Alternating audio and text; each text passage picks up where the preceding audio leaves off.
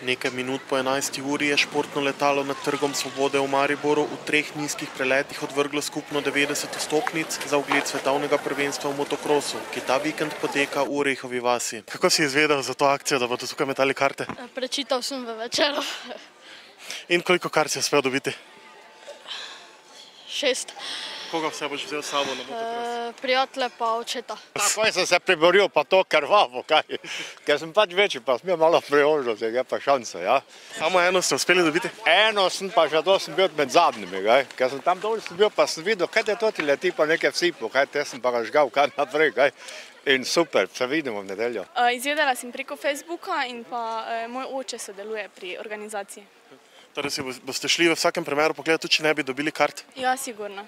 Za koga pa navijate? Za Saša Kragla.